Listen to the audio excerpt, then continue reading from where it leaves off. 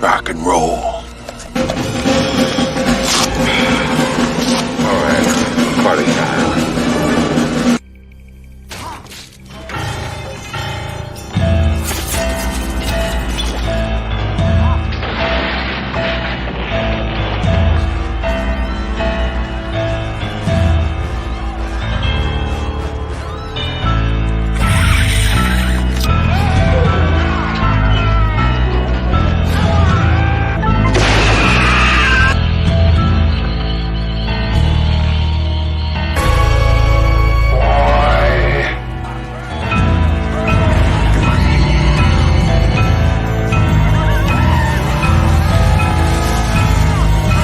Godzilla said that I should learn to fight my own battles.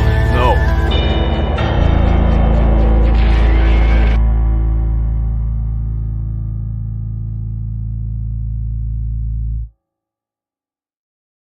Hello, cadets. Welcome to another episode of the Big Monster Briefing Room. We have an interesting show for you tonight. We'll get to that in just a minute. First off, I want to bring up my able-bodied assistant, Major Hazzard.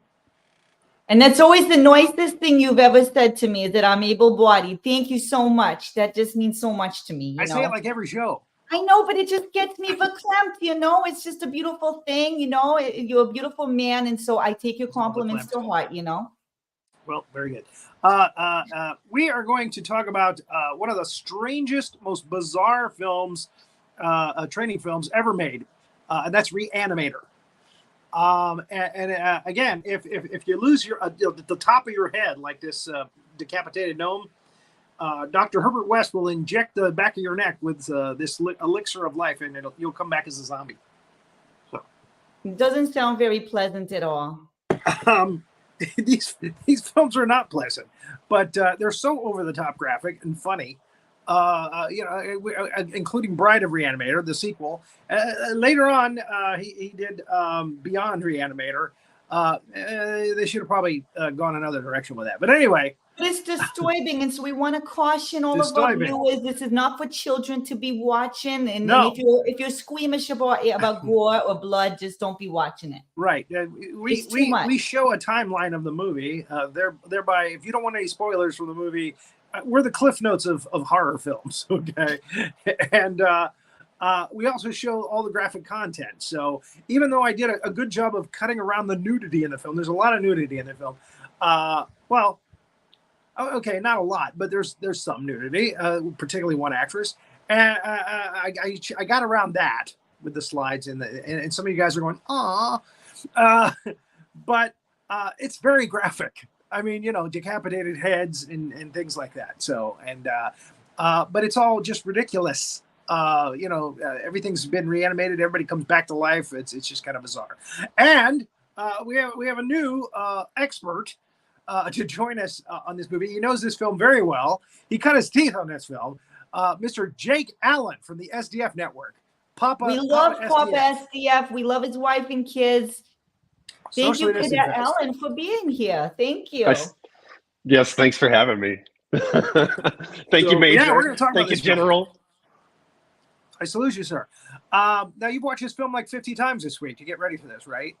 Yeah, actually, I have. I just watched it for the first time on October 20th. And as of today, I have now seen this movie 6 times. Wow. I have watched also Re-Animator Resurrectus, which is a documentary about the making of Re-Animator. I've watched that 3 times now. Yep. So if anything jumps out in the timeline, if you got a story that you learned from that, just go ahead and let it rip. I have fallen in love with this movie very quickly. It's amazing. Have you seen the sequels? I have watched Bride of Re-Animator. I have not watched the 3rd one yet. Most Although of the fans say don't bother. Yeah, I'm still gonna though. I'm still gonna. I know, I understand. Although today I did watch From Beyond, which, while technically not a sequel to Re-Animator, because it doesn't have the same characters, it was done by Stuart Gordon. It did have Barbara Crampton and Jeffrey Combs both starring in it. Okay. Really good movie. Yeah. Don't maybe you think an actress in Hollywood should change the last name Crampton? Don't you think that an actress who has a name like Crampton should probably change the name? Go for, Crampton. I'm sorry. I kept calling her Barbara. I kept calling her Barbara Cranston. Like, so, Cranston. That sounds better. Yeah. Maybe she should have gone with that. Bryan Cranston. Exactly. Say I was my confusing name. Brian and Barbara together. All right, so let's get into our timeline. Again, if you see anything that a good story about, like a set or something, or an effect or something, go ahead and just throw it in there. This is the beginning of the film. We are in Zurich. Although methinks that sign was just put up somewhere in LA. What? Come on. They didn't do that I don't on think they really location? went to Zurich to shoot that. No, actually, I do know right off the bat that they did not film this first. They went in and they added in this intro after the movie had already been cut because they felt like if you didn't get a taste of how graphic the movie was going to be, you might be a little too shocked and leave the theater. So they went back and they added this scene in as an intro. So they wanted to ease you into it with this scene. Yeah, that's it. This is yes, that's it. This is our wedge into Re-Animator. The guy that plays the doctor that we're going to see, who Herbert West is injected with his miracle serum. He actually did a lot of TV. He's in a couple of other horror movies. But he even uses this picture of himself from this movie as his, Internet Movie Database, IMDb, right? His IMDb. Oh, yeah? Yeah, so we're hearing all kinds of moaning and groaning on the other side of the door. This woman has also done a lot of TV and a lot of silly movies, B films. Those costumes are wow. They bought those at the Spirit store. Those police costumes, I mean. Police! They barge in, and Wes has just injected his mentor, the doctor, with his serum. Doctor, whose name is Hans Gruber, by the way. We do know another Hans Gruber in cinema history. Right. From the Nakatomi Plaza. That's it. It's not Christmas until Hans Gruber falls from the Nakatomi Plaza. Not this Hans Gruber, though. This Hans Gruber died way before that. I'm thinking. I didn't realize his first name was Hans. It just says Dr. Gruber in the credits. It says Dr. Gruber. I believe they refer to him. They introduce him later as, he was with Dr. Hans Gruber. And I was like, Hans Gruber? What? Really? Yippee-ki-yay. There we go. Yes. I love it when they get rubber prosthetic special effects things going, and they just kind of shake them around. It's so beautiful. I love those old practical effects that they use in this movie. They're classic, man. It's so much better than most of the visual effects. Yeah, this is before CGI. Yep. They for the bleeding eyes, they had little bladders behind his eyes. Yes. And had people like blowing into tubes to make them, and then they burst. It's so awesome. I love it. It is a gory movie, and they let you know right off the bat. They're like, okay, I hope you're ready. This eased you into it. This is easing. This is what we call a segue. And Herbert West says, they said, you killed him. And he says, no, I gave him life. I wonder, after seeing this film, I wonder what the hell happened to Hans Gruber. Right. Where is he now? No. How did Hans Gruber die? Because I don't think it's ever stated how he died. Well, they would think just that Herbert West didn't kill him. But obviously he was injected with the serum, so he should be alive somewhere. Right. He might not have eyes, but he's alive somewhere. Right. He's probably stashed in a vault in Zurich. Gruber. Yeah, they need to make a third film. Or a fourth film. Well, we'll call it a third film. His old mentor. Yes. Jeffrey Combs, very young in this. Hell, this is what, early 90s? No, 80s. 84 when it 85. was Wow. filmed, 85 at release. Unbelievable. Yeah. So long ago. I was 6 when this movie came out. Oh, wow. I just graduated high school. It might have been 7. I was born in 78, so I guess that's 7. Yeah. Luckily, you didn't see this film at that age. I didn't. No. That would have probably traumatized you, seriously. Well, honestly, yeah, there we go. Jeffrey Combs. Honestly, the reason I'm not big on horror films, and the reason being is I had an uncle that I spent a lot of time with who was a massive horror film fanatic, and the gorier, the more disturbing, the better. And so from a very young age going over there, I watched a lot of horror films, a lot of things I probably shouldn't have seen at that age. And I think that's probably why. Hey, Jake, come over here. I'm watching Toolbox Murders. Oh, man. It was, we watched some stuff at my uncle's house. But we never watched this. I don't know how this wasn't on his radar, because it certainly should have been. So he knows. We should call your uncle to come on the show sometime. He probably knows a lot about these films, these training. Well, we would have to have Dr. West's free agent to do that. Reanimate him. Oh, I'm sorry. Yeah, that's all right. If we could reanimate him to talk about horror movies, I think he would be totally down for it. Well, there you go. All right.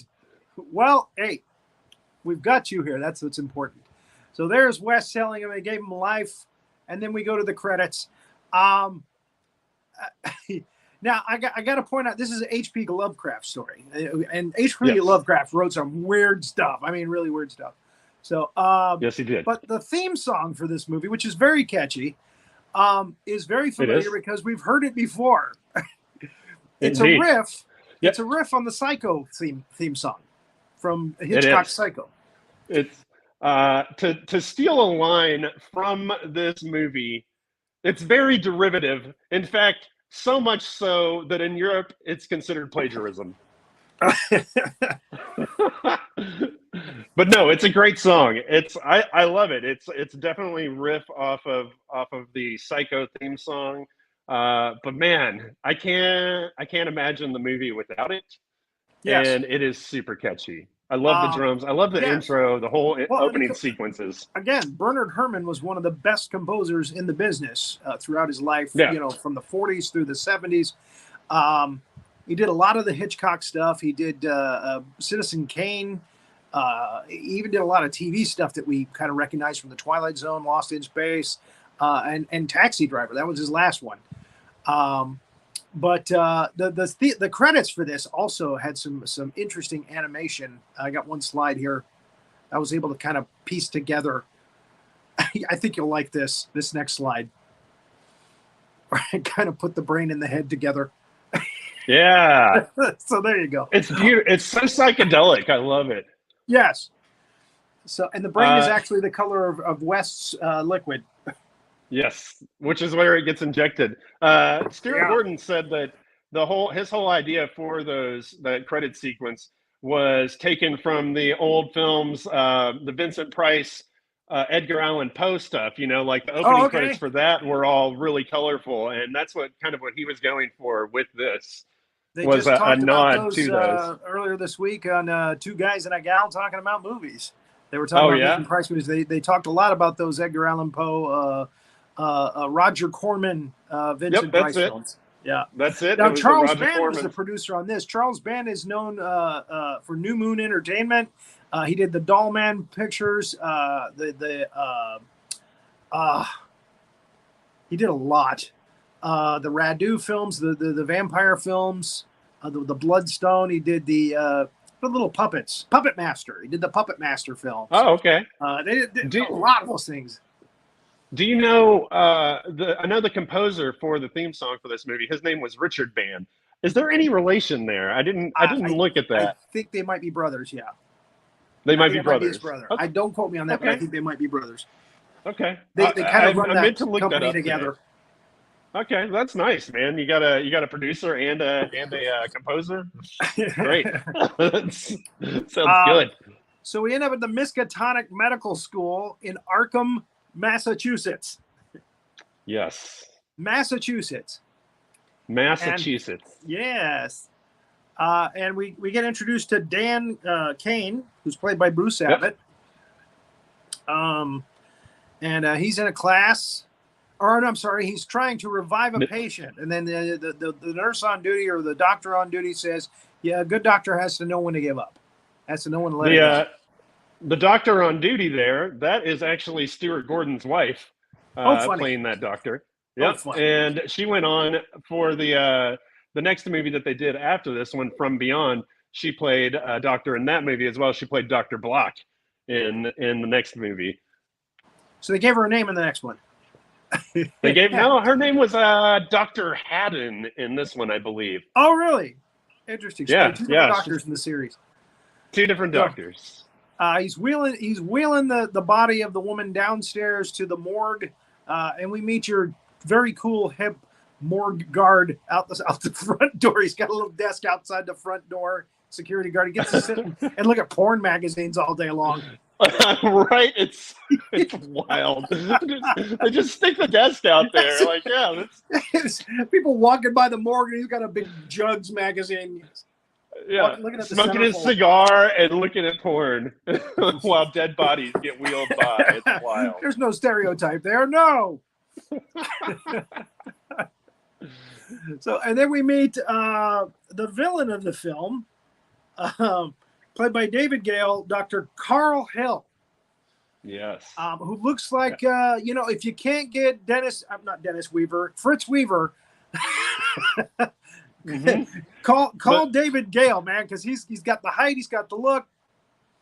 The poor man's Fritz Weaver. That's it. And we get Dean Halsey. Now, his credit on IMDb is Dean Halsey, so I'm guessing his first name is Dean, making him Dean Halsey. That's my guess. Now, he looks very normal. David Gale has a face for horror, man. You know, like that guy was built to be in horror movies. Amazing. He definitely relishes the character in this film, chewing up the scenery. Literally, when he's just a head. And we see that Dan is Dean Kane. Dean. Dan is advertising for a roommate. Yes. And this that address, it's not worrisome whatsoever. It's 666, right? 666 Darkmoor. Like, okay. Somehow they knew that someday they would screenshot this. So you can read the address. And then we meet Megan, who is the dean's daughter. We don't know that just yet, but she's the dean's daughter, and she is Dan's significant other. Barbara Crampton, not Crampton. Barbara Crampton. Crampton. Get into the scene, Crampton.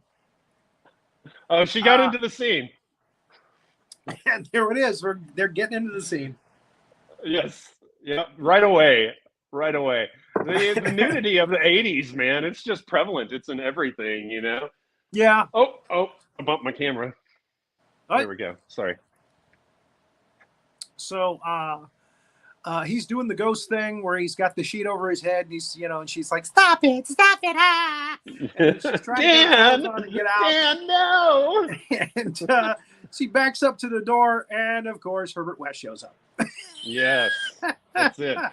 This is epic, though. This is legendary as far as horror cinema goes. You have those two together. You've got Jeffrey Combs and you got Barbara Crampton meeting for the first time, and they will do so many more times throughout their careers. Well, good.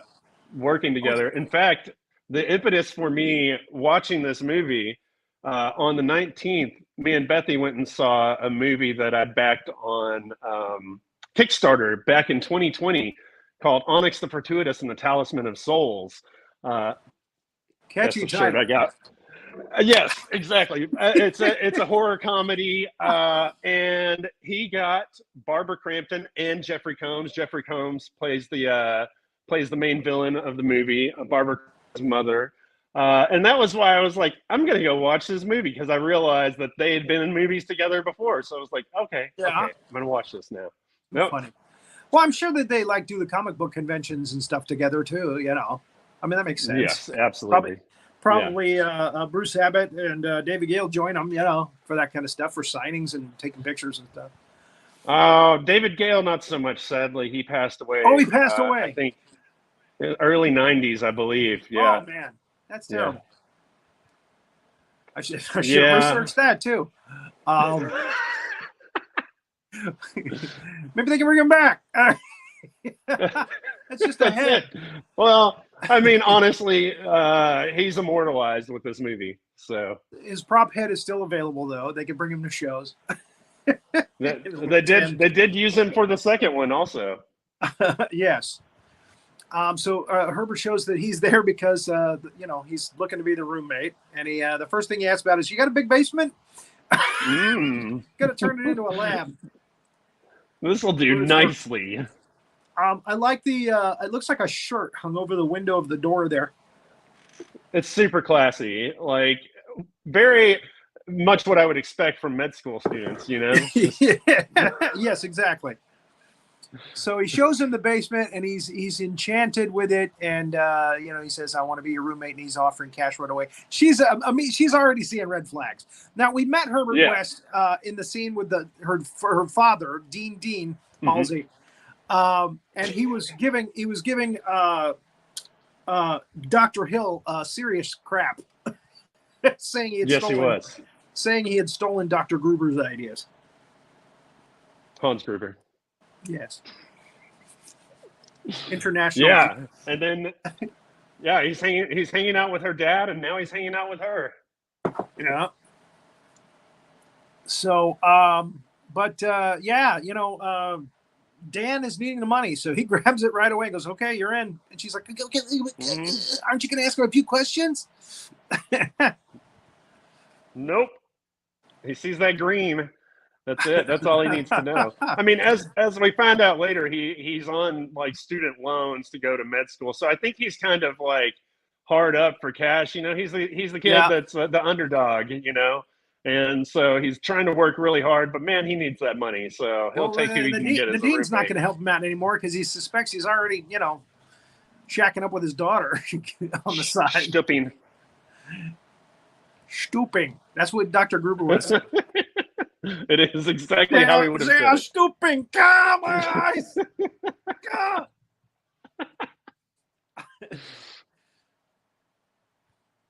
Yeah, he's going to take that money. That's it, man. Yeah, as soon as this next slide rolls. So, Hazzard, are you still on duty? There we go. He's pocketing it already. Yeah. Hazard, have you watched this training film? Good to go. Hazard? Have you watched this training film? No, I have not. No. Oh, okay. Did you look at the timeline? Oh. I guess not. So we go to. No, I'm trying to juggle a million things right now. Just continue. Don't worry about me. All right, Yankas. So Dr. Hill is making light of opening up a person's brain and showing it off. Yeah, we're in class now. Yes, and Dr. West and Dan are in the class, and Dr. West doesn't look amused. The rest of the class does. No. The autopsy class. It's a blast. Yeah. It's a very amusing class. They have a very cryptic sense of humor. They really do. The people who do the autopsies. We make a point to show the buzzsaw that cuts open the skull because it's a weapon later in the film. Yes. Remember, if you're going to write a film, everything has to have a purpose.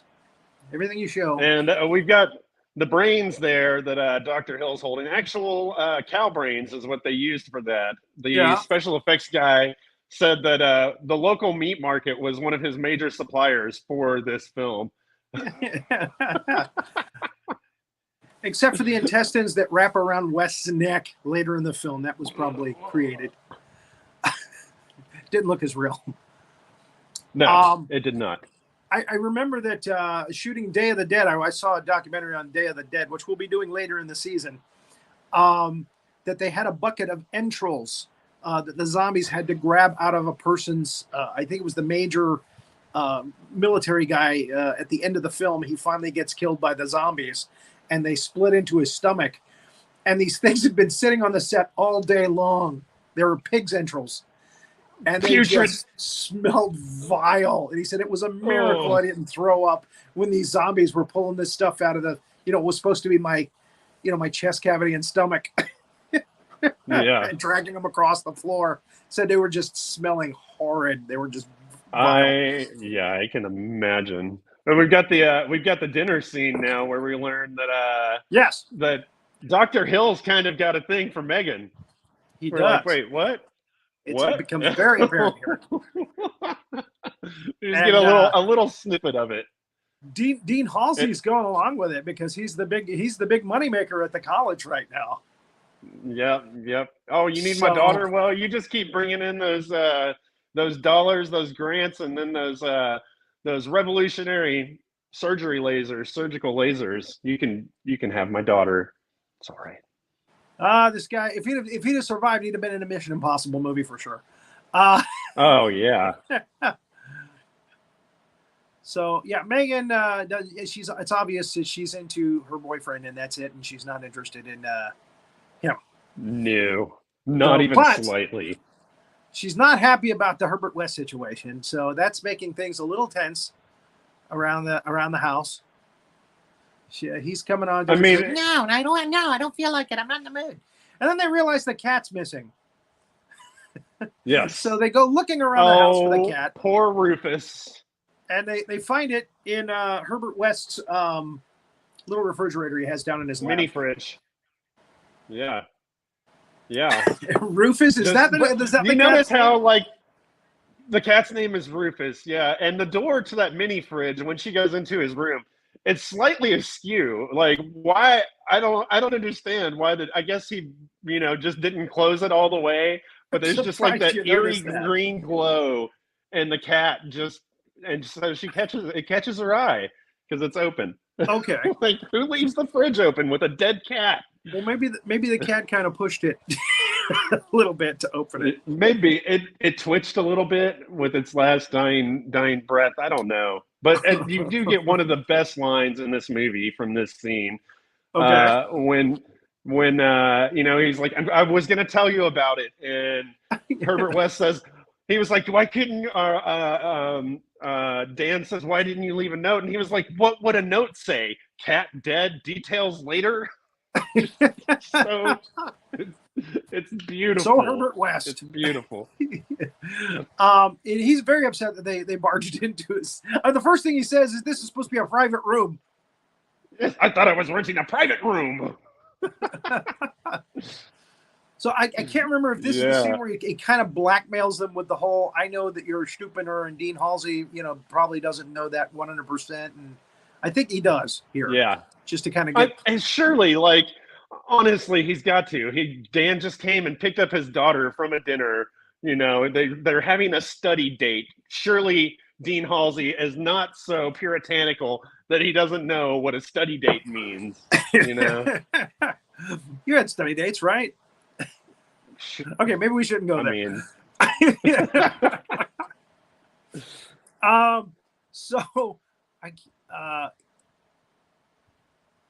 It looks like Dan is woken up here. Yeah, this is after the whole cat thing, and he sent Megan home. Apparently, he sent Megan home. I'm not really sure. I'm a little confused on this because she pops up here shortly again. He's hearing a commotion down in the basement. So he's waking up, and he goes down to the basement, and West has got the cat on his back. Yes. And it's like a zombie cat that's trying to kill him. Yes.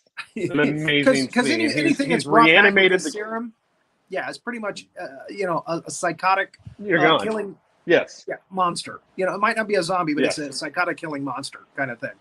I mean, potato, it was dead and now it's alive. That's a zombie in my book, Yeah. They didn't say the Z word, but I don't know. Kind of, it's up in the air. But yeah, you've got a maniacal, monstrous, murderous, reanimated cat on Herbert West's back. Yes, which is hysterical. Yeah. And the cat is scratching him up pretty bad already. Yes. As a matter of fact, he has the scratch on his cheek for most of the film. Mm-hmm. So they're looking around. He throws the cat off, and they're looking around for the cat. And finally, it jumps at Dan, and Dan throws it against the wall.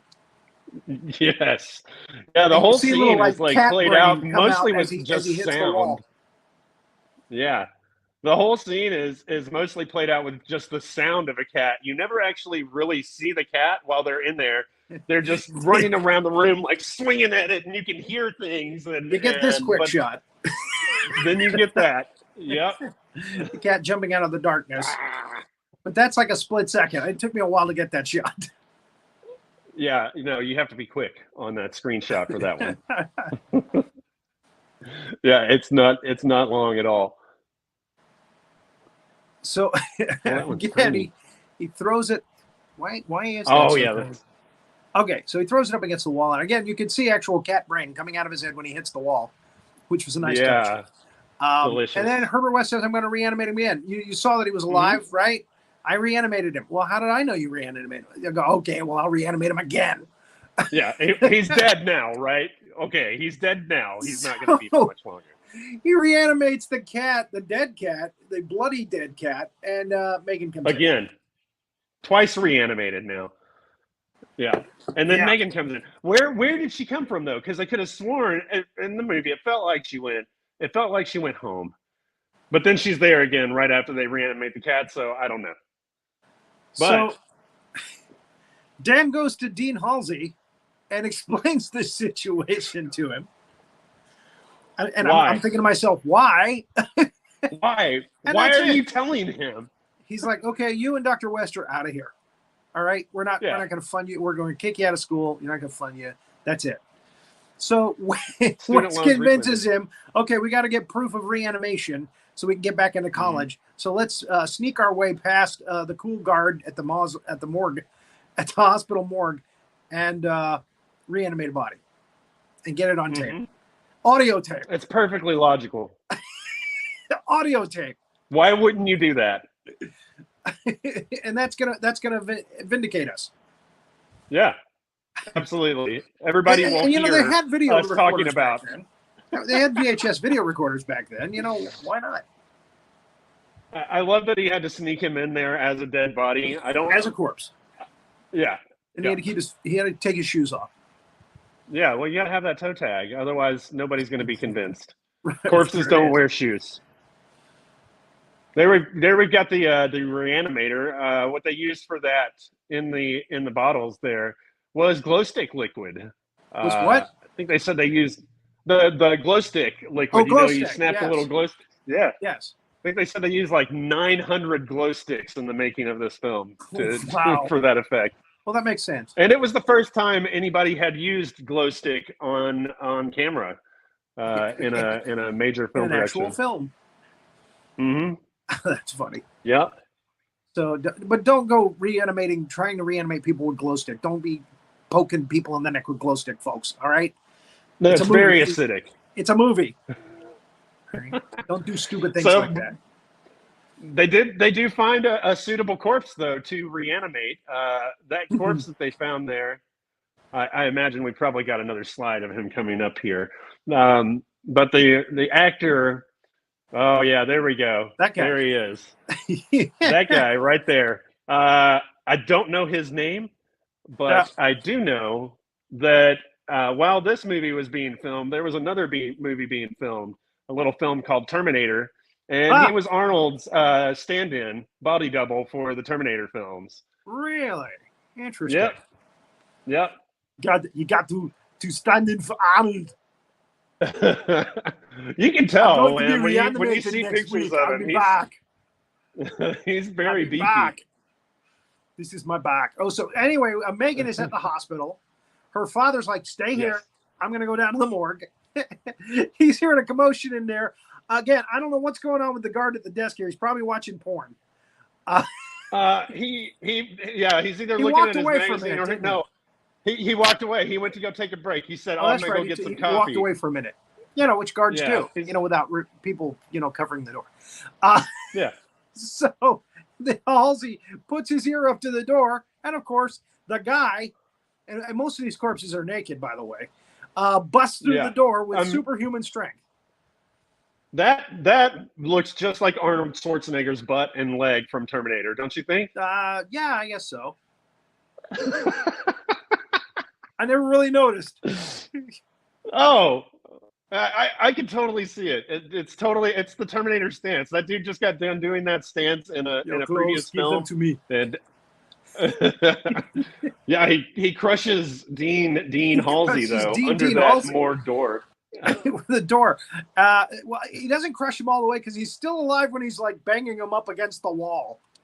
Yes. Yeah. But he's like really. He must have been a student that Dean Halsey like kicked out of the school too. He's biting the dean's fingers off. Yeah. Now, Robert Sampson that played Dean Halsey said that that this dude was really strong, and he actually like picked him up and put him up against the wall. It wasn't camera tricks right there or anything. Dude actually just like lifted him off the ground and up against the wall. Wow. Yeah. Yeah, he gets his fingers bitten off. I mean, dude goes from being this awesome, lovable Dean to dead like lovable. That. Lovable Dean. I actually like him more as a zombie in this. Oh, he's great. So they put the gabosh on the zombie. Mm-hmm. Yeah, things are out of control now. And then they realize, oh, that's right. They get him with the buzzsaw, with the same one that they used for the skull head saw thing. So for that scene, they actually went in. They created like a prosthetic chest for the actor there, and then they perforated it, and then had Jeffrey Combs come in with that saw. And it had like hamburger meat and gel blood all around it, and just pushed through that prosthetic chest. Yeah. Yeah. There you go. That's how they did it. It's beautiful. There it is. There we go. It's so amazing, somehow, man. They're so creative. Somehow, is that the actor's real head? That's the actor's real head. Yeah, right there, though. That's the actor with a prosthetic chest in front of him, and somehow Combs has got long enough arms to reach around that guy's big, huge body and get that thing. The way it's like this. Here's his body, but the prosthetic chest kind of flops over, so he's actually just leaning in his head, and there's the prosthetic chest there, and he's reaching in between the actor's actual body and that prosthetic chest with the saw there. Really, really clever. They used a lot of really cool tricks for this movie with camera angles and just really basic pratical effects. I love it. Yeah, it's that's kind of like Savini stuff. When Tom Savini used to do that stuff for the early Friday the 13th movies and some of the Day of the Dead, Dawn of the Dead picture stuff. He was really good at creating ways where they could use the actor's real face, but there was a prosthetic or something that was used to where they would put the spear or the hatchet through it. Yeah, it's super clever, man. The way they had to do things back then, find a way to make it work. So Dan is traumatized. Yes. His girlfriend's not gonna like the fact that they killed her father. Nope. Nope. Killed and reanimated. Yeah, Wes says, I'll reanimate him. He's like, what are you talking about? Yeah. Yeah, It's the and freshest of course, corpse they're ever going to get. he got a hold of the recorder too, because they don't want people to find out what really happened there. West does. Yes. So Megan realizes she's not under guard anymore. The doctor has to go, and Megan trots down to the morgue to see what's going on with the father and what's going on downstairs. Yeah. She's missing her boyfriend. She's wondering what her dad's up to. Yeah, there's Dad. She's going to find out. So, Oh.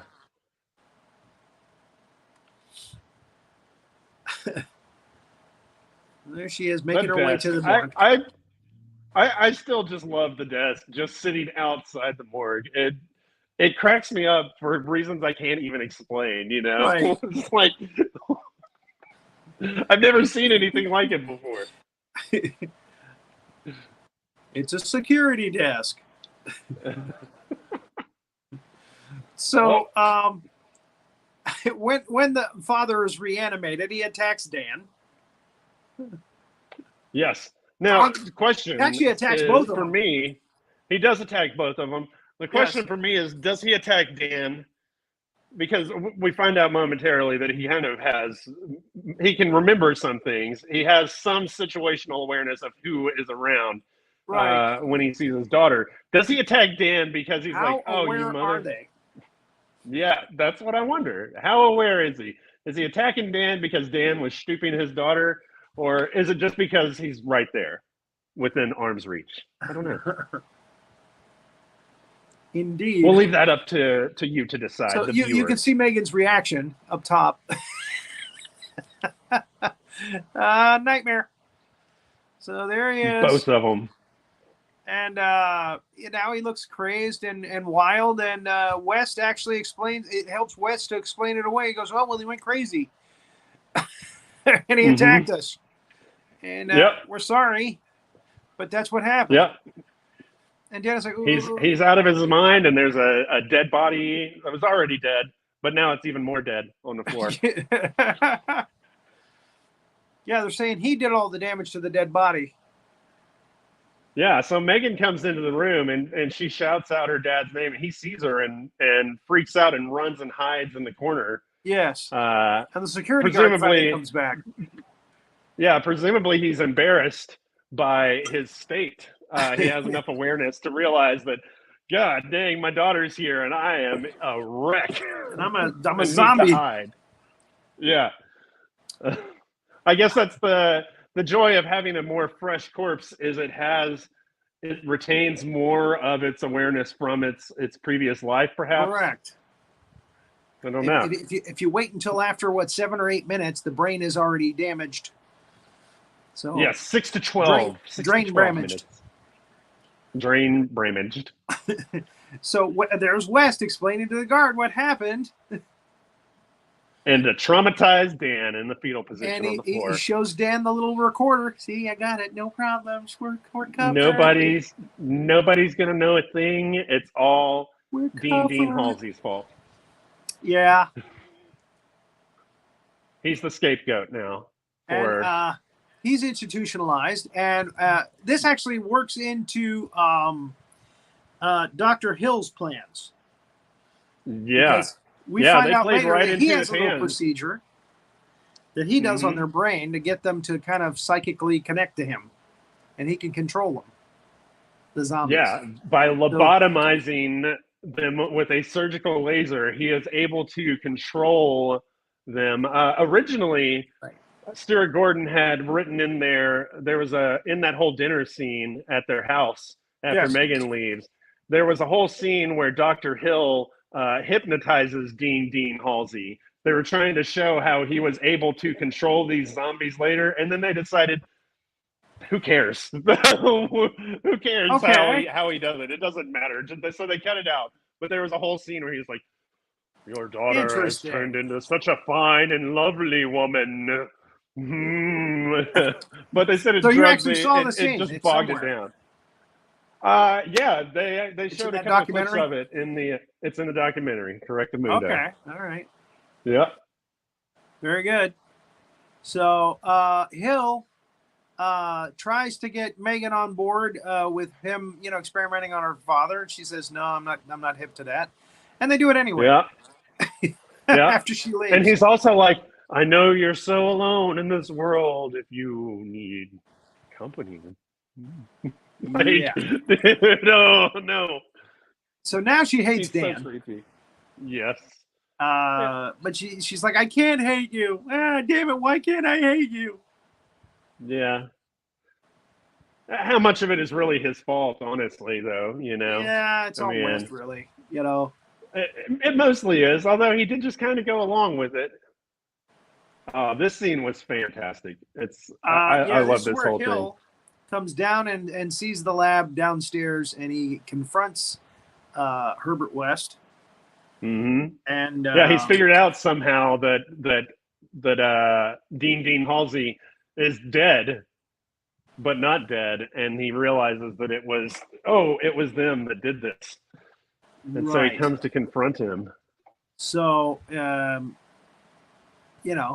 they go back and forth, and Herbert West ends up pulling a American Psycho. Lops him over the head with a shovel and chops his head off. Yeah, well, Dr. Hill comes. He's coming to steal his. He's a plagiarist, as Dr. West as Herbert West calls him after he hits him over the head with the shovel. He's coming to steal his work. He's figured out that this dude has learned how to bring people back from the dead, and he's going to take credit for it. And so instead, he gets the old shovel treatment. Yeah, while he's looking at a microscope. Yes. That's when he gets the shovel to the head, and then he gets the shovel to the neck. Yes, it's so gruesome and gory, but not at the same. And it's beautiful how this is one of those practical effects that I was very amazed by with the shovel. They had the real shovel, and then they made a foam duplicate of the shovel, and then they had a third shovel where a third real shovel, they cut around it on the inside of the shovel there, so that it would fit over David Gale's neck and look like the shovel was cutting off his head and just dripping in blood. And I'm like, that is so ingenious. This was actually a Tom Savini effect, that he did in Day of the Dead. They chopped the zombie's head off through the mouth, though. Chopped the top of his head off. Yeah. And they decided to do it recreated here. Yeah, and he chops his whole head off with this in this one. It's beautiful. If you could say that about somebody getting their head chopped off, it's a nice effect. It's the most beautiful head lopping scene I've ever seen. And that's pretty typical of the comedy, the dark comedy that we're talking about here in this film. So and of course it's Herbert West, so obviously he's going to reanimate the head. Parts. I've never done whole parts. Never done parts. So he decides again. Now he shouldn't have done this. He decides to animate the body as well. Yeah, I don't know why he did that. It made no sense. Why would you do that? Makes the film more entertaining. It does. The Dr. Hill can control his body from across the room remotely, telepathically control his severed body. Is that distant? And the body gets around without sight pretty well, actually. It does, yeah. I guess it's using Dr. Hill's eyes. He does a pretty good job, though. Yeah. Yeah, that makes sense. I guess, kind of, in a weird kind of way. Again, though. Man, another beautiful effect. They've got a hole cut in the tray there that David Gale stuck his head through. Little prosthetics that come around the neck again, and then fill it with blood to cover it all up so you can't see anything. It's nice, so beautiful. I love it. There's a little conversation there. He's not giving off too much because he's got a couple of ace cards up his sleeve that West doesn't know about yet. Not yet. The body comes up on West, knocks him out, Why he doesn't kill him there, I don't know. But again, I wonder the same thing. Maybe just time. Maybe I don't know. Why didn't he kill him? He had the chance. He had the chance to kill him and take everything. But it makes for a better movie that he's left alive. Yeah, there you go. We got Dan here. I'm not sure what's going on though. Oh, this is Dan in Dr. Hill's office when we find out that the Inkling. They go to check, and we find out that the inkling that we had, that Dr. Hill was a little obsessed with Megan, turns into a full-blown obsession. He's got he's napkins and hair and all pieces like of skirt. Yes, all sorts of stuff. He is full-on obsessed with Megan Halsey. Yes, he is. But now he's a body and a head, disembodied head. Yes, with her dad in a padded room in his office. So, yeah, she actually, when he's busy looking at that file, the creepy file, she goes in to see her father. And she sees that he's been lobotomized, that they did work on it, even though she didn't sanction it. And West wakes up, and he's wondering, oh, gosh, what the hell? I let him get away. His reagent is gone. He's been cleaned out. Right. That's right. Dan comes in and he's stolen everything. He took everything. Except for one jar of reagent that he had in the refrigerator upstairs. That's it. They have that left, fortunately. So, man. Throughout the movie, we've seen this head on his desk there. It's one of those props, that science. Little anatomy. Yeah, a little anatomical head. It's so hilarious. And for good reason, because later it's going to be his head while he takes Dr. Hill into the lab in a bag. And we find out that Dr. Hill's head needs blood, fresh blood. Mm-hmm. Of course. Duh. I mean, obviously. And he just happens to have some in a refrigerator in his office. Why wouldn't he? Who doesn't keep blood in their mini fridge, Oh man. More great effects here. With that scene there and with this scene here also. Yes. I love it. So the guy's busy looking at porn. He doesn't even realize that it's a funky head on this body. No clue, man. Which is the funny thing. He's got tatas in his face, So he's distracted. He gets right into the morgue. Oh, hey, Dr. Hill. How you doing? Mm-hmm. He just assumes it's Dr. Hill because of how tall he is. Yeah, of course. I mean, there's nobody else walking around as tall as David Gale. There it is. What's the name on the magazine? Oh, Boudoir. Boudoir magazine. And the head on the. I guess it's not a disembodied body because it's a body, so it's disenheaded, decapitated. I mean, other than the fact that it's very funny, it is hilarious. I would think that he could tape his own head on his body or something. Why? If he's going to go to the trouble to tape this head on the body, why not? But anyway, why not just be a little bit bloody, or just hold it there and be like, that's it. Maybe there's just too much blood. See now you're smart. You got it right off the bat. It's just too bloody. There's going to be blood gushing all over the green gown. So he pulls him out of the bag, sticks him in another metal tin, and then we get one of the most perverse scenes in film history. Yep. It's not quite yet. First we've got Dan. I'm sorry. We've got Dan and Megan again, and her telling him, "I still love you. I can't be mad at you. I can't hate you. But you need to go away."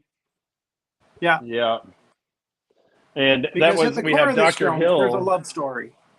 There is. It was initially supposed to be a love story. That was the whole idea for it. It's Lovecraft, my gosh. So the father busts in and takes his daughter. Commanded by Dr. Hill.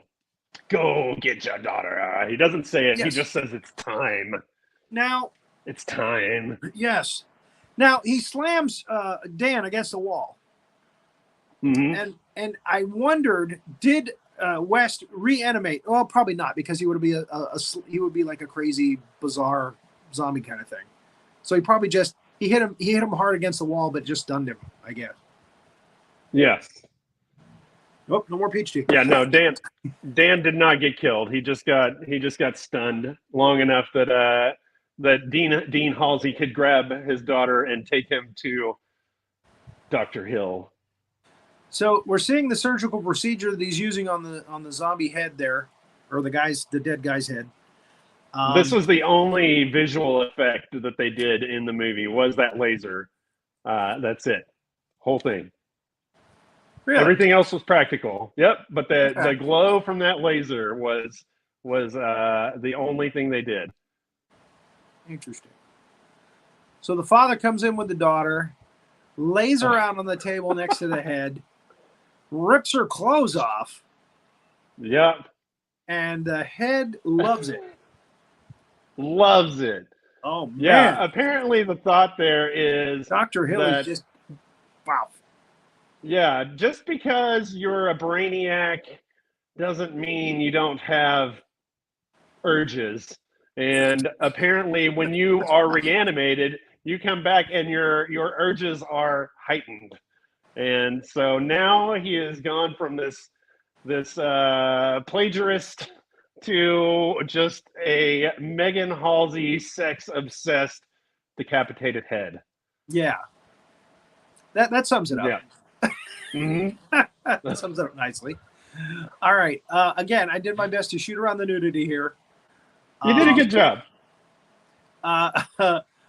It was a shocking scene. Barbara Crampton said, that people were asking her, "Are you really going to do this scene?" And she was like, I want to be open to doing this scene as much as I was with everything else. So she went ahead and did it, but she definitely had her doubts about it. And, rightfully so. It's messed up scene. It's a messed up scene. Whoa.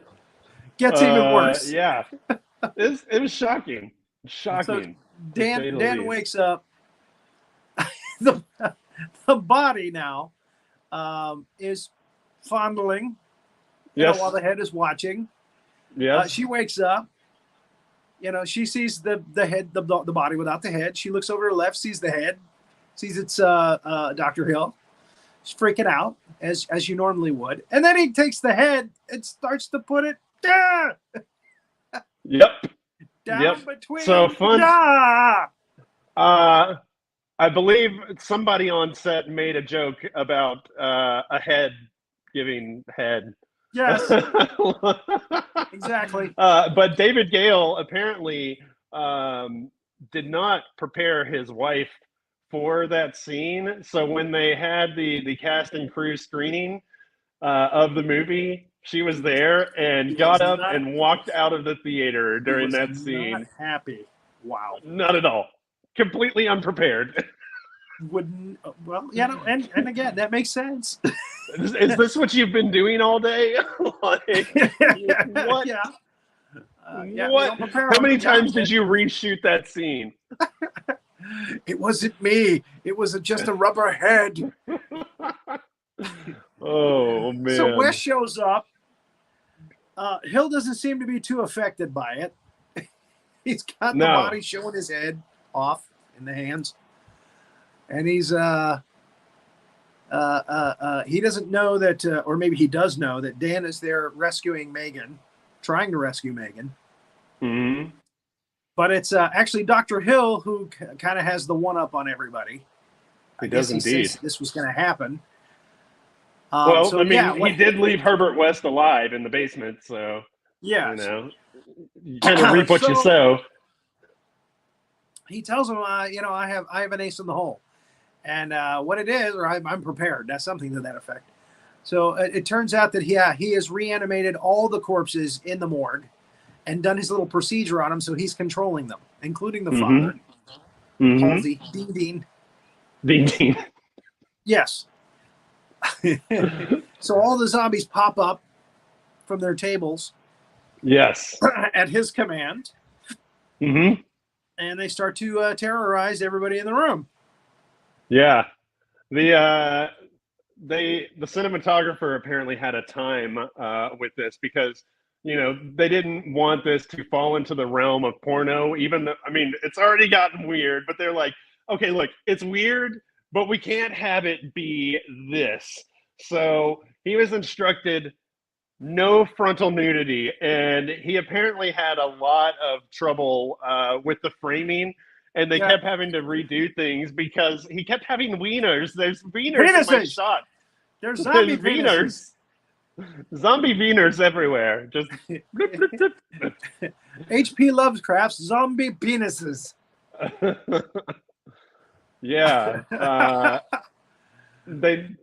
I just imagine like all of these fully naked zombies running around on set. That must have been a day of shooting. Just like so weird, you know? And poor Crampton, you know, as an actress, has to endure that. You know? Yeah. Can we get makeup over here? This guy's penis isn't blue and green enough. So yeah, and there's a naked female zombie too in this, yes, there is. Scene, which I had to shoot around. Again, I had to screenshot around. So okay, let's move forward as fast as we can.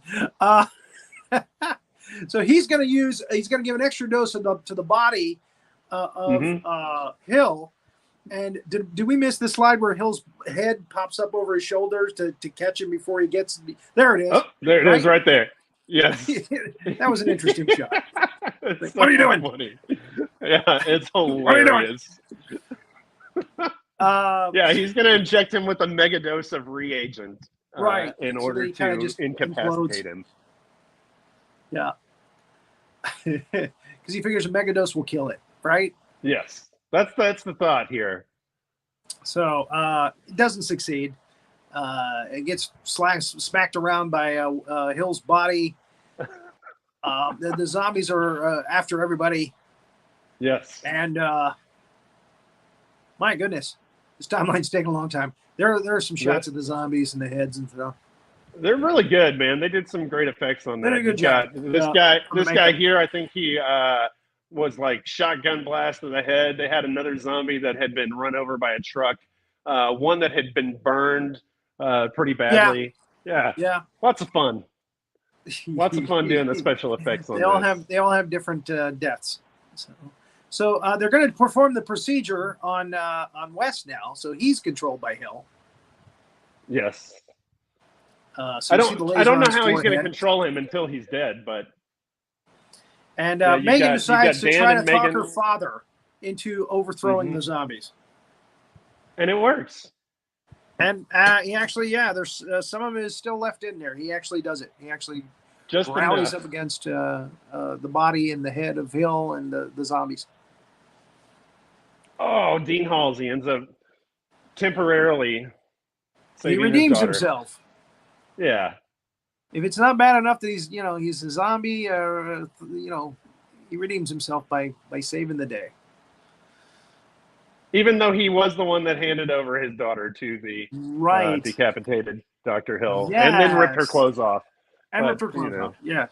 Yeah. I think he really regretted it there in the end. I'm guessing. Definitely make sense for this to happen afterwards. What did I do? That's my little Megan. Yes. So yeah, he pulls the bodies off of West, and they're fighting those zombies. And Hill's not liking it. Oh, I hope you have a shot of. Oh! Here comes the security guard. Now, the head without the body without the head gets thrown out the door, and that's when the guard decides, hey, there's something going on in there. Yeah, and then he promptly turns around and leaves. He's like, "No, I'm out of here." Yeah, he's out of there. He's like, I ain't sticking around for this. I don't blame him. That's some bullshit there. I don't blame him. One shot of that disembodied head, that'd be enough to turn any guy away. So Halsey, I don't get paid enough for that. Halsey grabs Hill's head.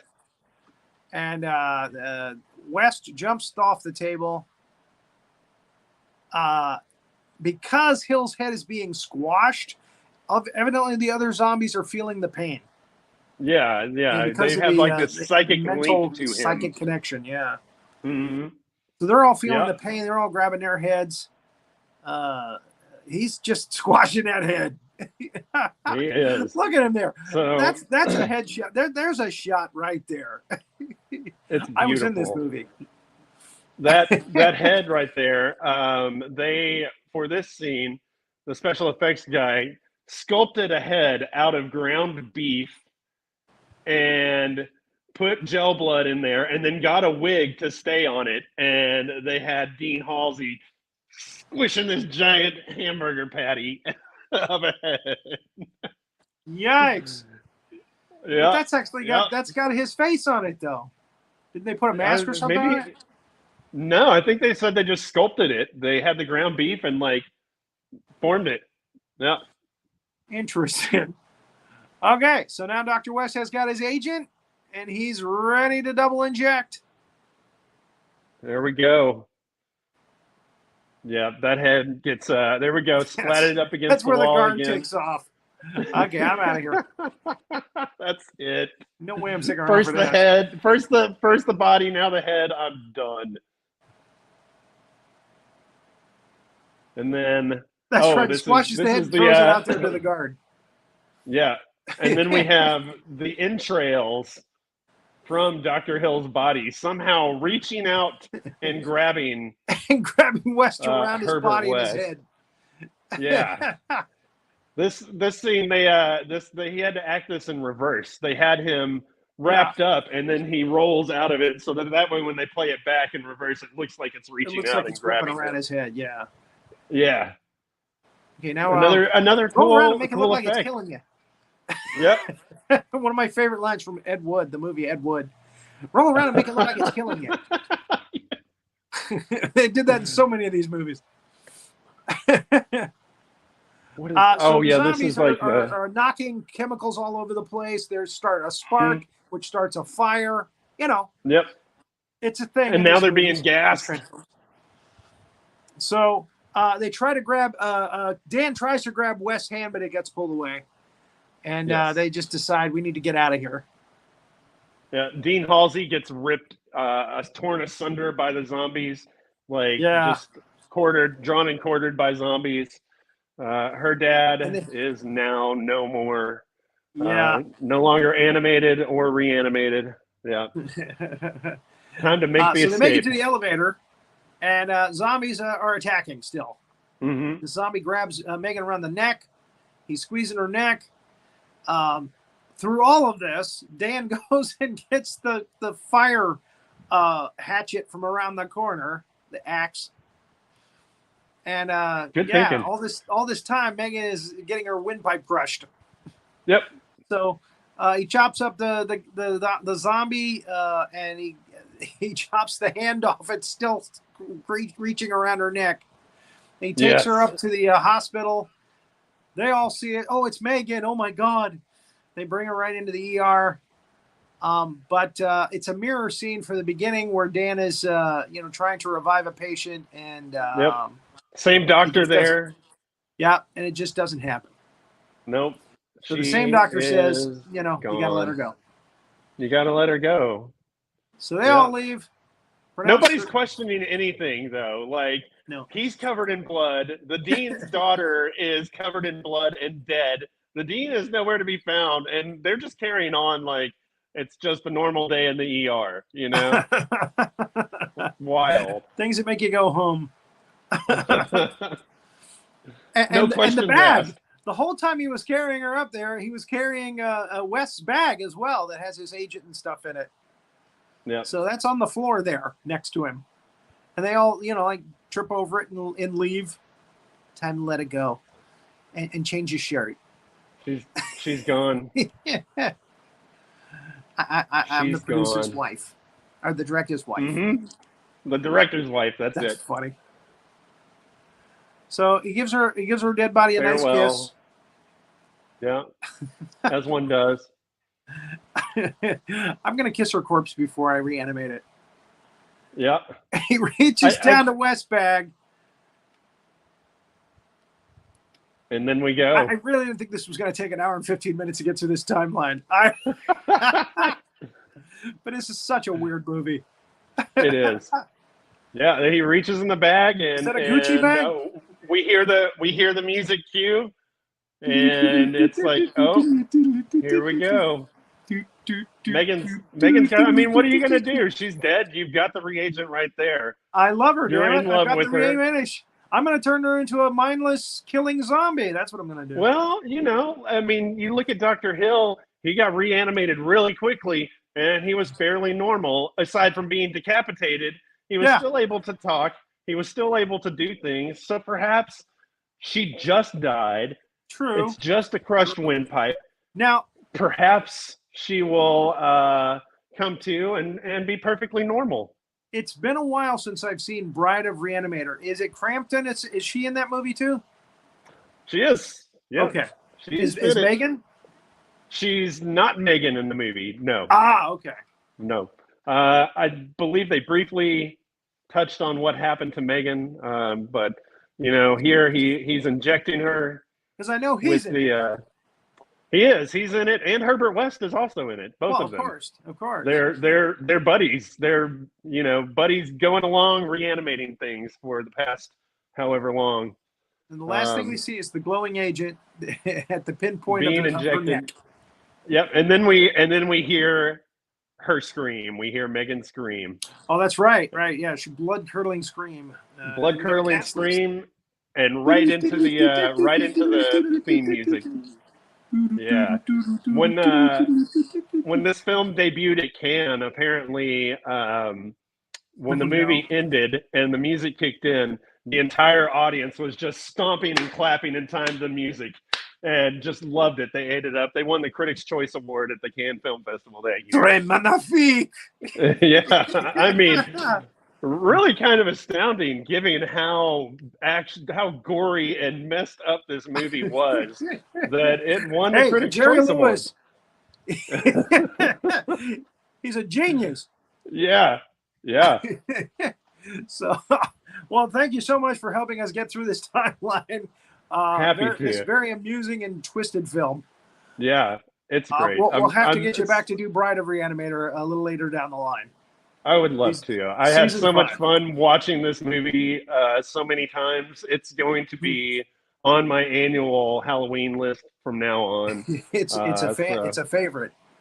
Yeah. Maybe in a couple of years we'll show it to the girls. When they get just a little older. A little older. Have you seen John Carpenter's The Thing? I saw The Thing very long time ago. Yes. As I said, my uncle was a horror fanatic. I've seen a lot of horror movies. I haven't revisited a lot of horror movies though. Horror comedies. As far as bizarre effects go, yeah, that one pretty much holds the candle. Okay. Yeah, so, I'll have to revisit it. Maybe Troy Moore will be here for that film, and maybe we'll have you both come on. Right on. Yeah, I've become in the past few years a massive horror comedy fan.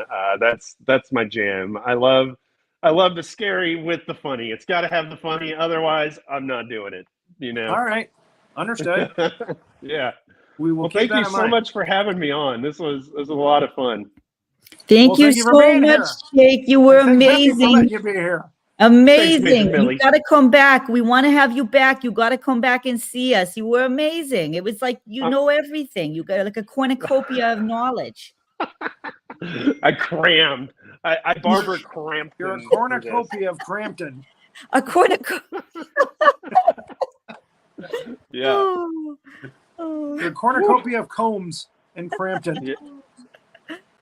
Maybe one day I can turn y'all on to the Onyx the Fortuitous movie that has them in it, and we can talk about that. We're always up for new training films. Yes. Yeah, let's learn some training films. Yeah. If it's got Combs and Crampton in it, yeah, it's gonna go. It does. It's gonna get higher on our list. As soon as I have the link for the digital version of the film, maybe we can do like a watch party or something and enjoy it together. That would be absolutely marvelous. Thank you so much. Reaction video. Let's do it. It's fun. Oh, that sounds like fun. I like that. That would be a first. I don't know. We can't get away with that though, because no, YouTube doesn't allow you to show huge chunks of movie. Yeah. So we have to do the timeline, which takes a lot of time. Screenshot all that and put it together in a slideshow. Yeah. Yeah. That's a lot of work. And when I colorize them, it takes even longer, twice as long. So I don't pick too many black and white movies anymore. Yeah. We actually just did 3 in a row. We did Wolfman, Frankenstein, and then Dracula, all the classics.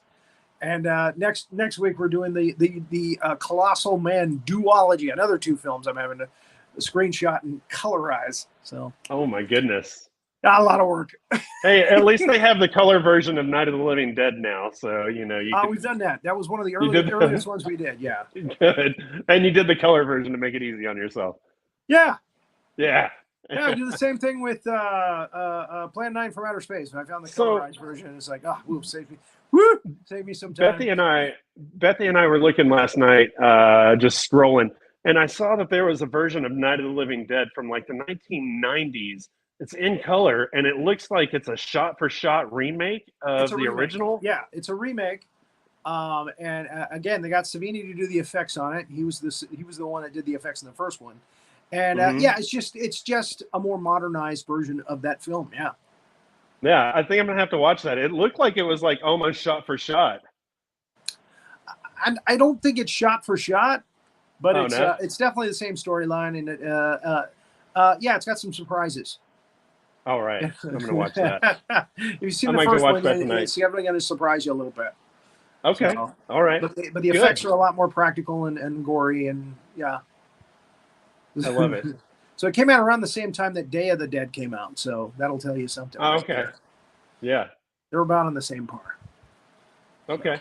Yeah. This was awesome, y'all. Thank you. So thank you for being with us, and everybody keep an eye out for those big monsters and those reanimated zombie types.